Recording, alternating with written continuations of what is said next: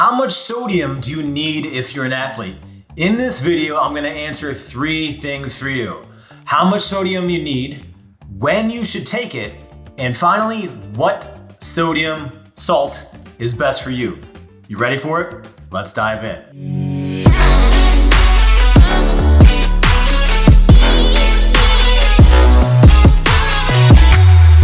Now, as you know from my previous video, sodium is lost a lot when you're an athlete and you're working out a lot more, so you're gonna need extra sodium, and salt is the best way to get sodium. Now, things that can affect this are obviously the heat, body mass. If you're new to training, you might sweat a lot more, but how do you know if you're a salty sweater or not? Well, you ever had a black hat or something and you take that off and you see that white brim around it? Yeah, that's a lot of salt and it's coming out of your sweat. Kind of gross, but it's a good indication. Now, typically, the more untrained you are in the beginning stages, the more salt you're going to lose from your sweat, and eventually your body starts to acclimate it. Men are gonna sweat a lot more, especially in the summer. When I go for a run, when it's hot, I'm trying to get a tan. When I'm running, my body's heating up, I'm sweating a lot more. You can even start tasting it as it goes into your mouth. Yeah, salty, right?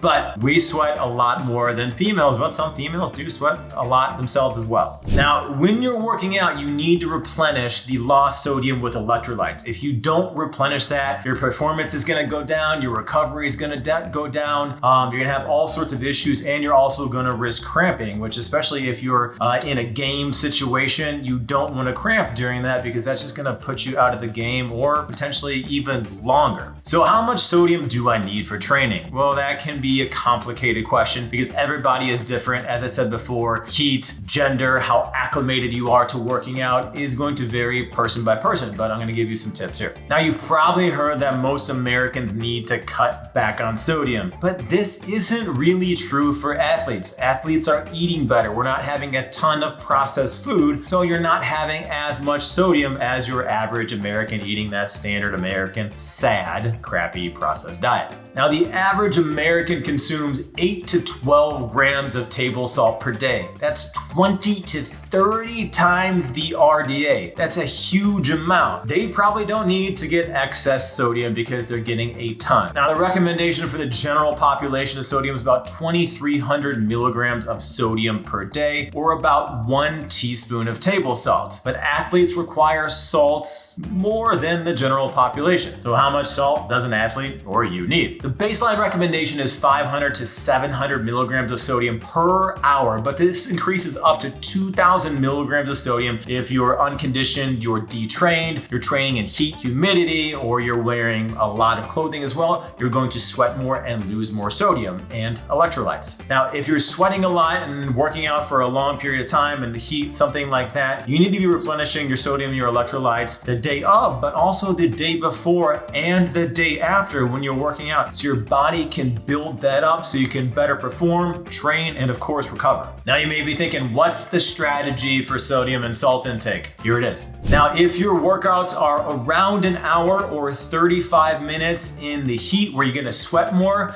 where it's very humid as well, I want you to make sure you follow these guidelines here. Number 1, 2 to 3 hours before training, consume 16 to 24 ounces of fluid, preferably water and a sports drink, not with a bunch of added crap sugar in it that contains sodium and other electrolytes. Now, this sports drink should have about 150 milligrams of sodium per 24 ounces. If you can find one with upwards of 250 milligrams plus, that's even better. Now, if you're a salty sweater, right, that white brim around your hat, if you're wearing it, be sure to include foods that have sodium as well with your pre-workout and your post-workout meal. So that's another way to do it. Just try not to have the processed stuff. Now, 30 minutes before training, I want you to drink 8 ounces of fluid, preferably water, or a sports drink, or you can add electrolytes to that as well. During training. Now, if you're doing an activity where you could potentially eat while you're doing it, I know while you're working out doesn't sound like the best thing to do, but if you're on a long bike ride, maybe you're training for a marathon, you can have foods that include electrolytes and sodium as well, so you're not pumping those gel packets the whole time or having to carry a bunch of fluid, but those are good options as well. So you can do things like popcorn. I know it might not sound like you want to have popcorn while you're working out, but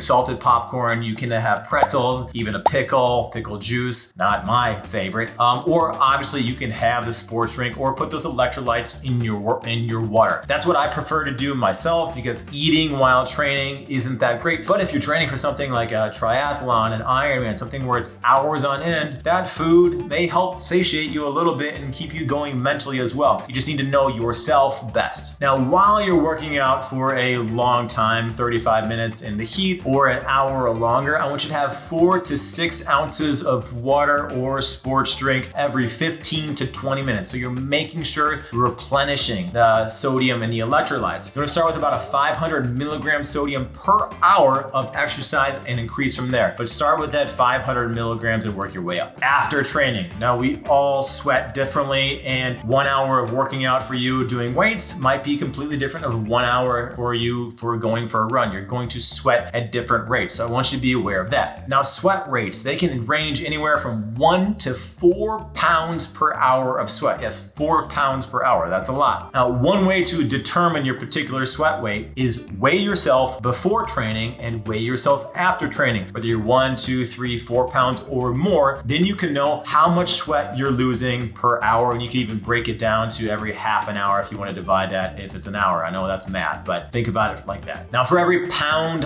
lost during training, I want you to consume 16 to 24 ounces of water. For 16 ounces, that's 1 pound of water right there. So you're replenishing 1 for 1. Quick math, 16 to 24 ounces. You don't really have to overthink it that much. A protein shake or a bottle of water, just drink 1, 2, 3 of those, depending on how much sweat you lost. Now, if you lost 4 pounds or more, you're sweating a lot and you probably need to rehydrate before your workout. So make sure to focus on that. Hydrate before the workout, have the sodium and electrolytes before the workout as well, because you're losing a lot and you're probably not hydrated to start with. So what are some daily strategies for getting extra sodium? Athletes, you're having not processed food, so go ahead and salt your food more liberally than your average American or average world citizen would do. Now, this doesn't mean that you're going out and buying highly processed foods because they have a ton of sodium in there and Joey Thurman told you that I needed to have more salt and sodium so I can perform better. No, don't buy all the packaged foods that are loaded with 10, 20, 30 times the amount of recommended sodium per day. Go ahead and have those whole foods and add sodium where you need. I know when I do that on my own, I cook on my own, I will add salt after cooking to taste, because sometimes when you're adding it during, you're not actually knowing how much salt you're putting in there because it absorbs with the flavor. So I'll put a little bit in maybe while I'm cooking, then afterwards I'll add some more to taste as well. Now let's talk about what type of salt is good for you.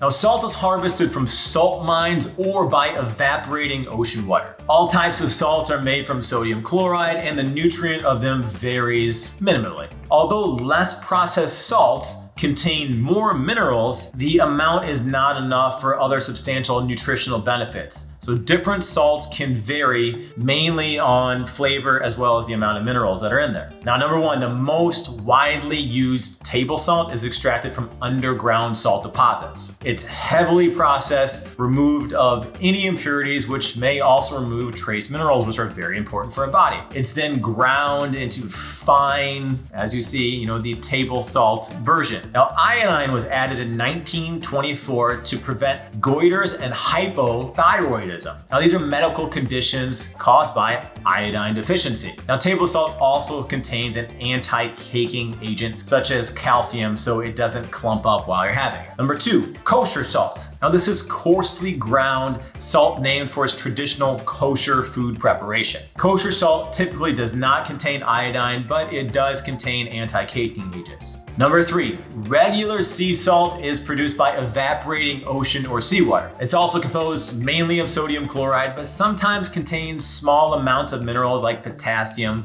and iron, depending on where it's harvested. Now, because it's not highly processed like table salt, it may have a little darker color to it or maybe even a gray color. It's also going to be a little bit coarser than a table salt. Table salt is kind of the consistency of sugar. This might be a little more chunky. Now, that color could mean that it has more minerals because it hasn't removed all of the impurities. So unfortunately, some of these impurities, may have the things that are found in the ocean that are not necessarily good for us, like lead. We don't want to be consuming lead, so be aware of that. Now, the coarseness and the granule size will vary by brand. Number four, now probably one of the most famous salt is the Himalayan pink sea salt. Now this is harvested from mines in Pakistan. Its pink hue comes from small amounts of iron oxide. Now similar to sea salt, it's less processed and refined, and therefore crystals appear larger and contain small amounts of minerals. It contains all 84 essential trace minerals required by your body. That's a good thing, right? Now pink salt can assist in many bodily functions, such as reducing muscle cramps, promoting blood sugar health, also promoting normal pH level in your blood, which is very good. Number 5, Celtic Sea Salt. That's my favorite. It's a little chunkier. I like adding it to my meals. It's more gray and has a nice flavor to it. Now Celtic Sea Salt is unprocessed, so hence the color. It has a ton of trace minerals and even contains a little bit of iodine. The Celtic Sea Salt is sourced from clean coastal waters along the, and get this here, the Gironde region of Brittany, France. I didn't butcher that one too much. Now France, containing unprocessed and naturally forming minerals, this gray sea salt is harvested from traditional Celtic methods, hence the Celtic Sea Salt name, using a palladier or palladier, I don't know, it's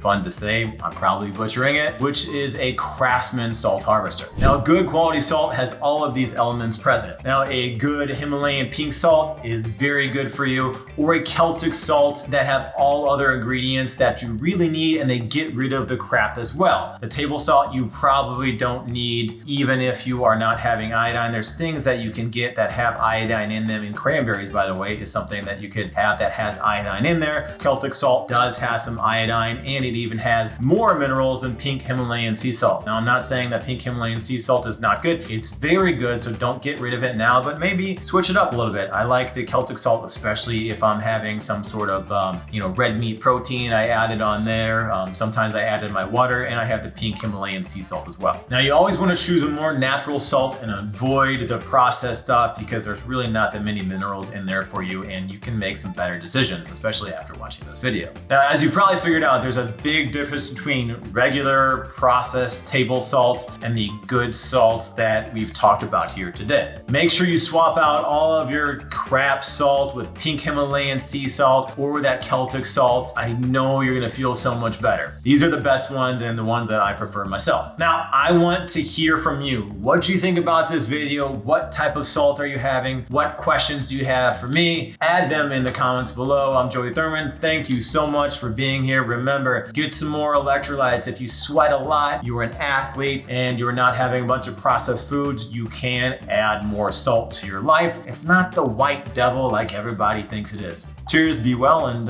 maybe get a little salty.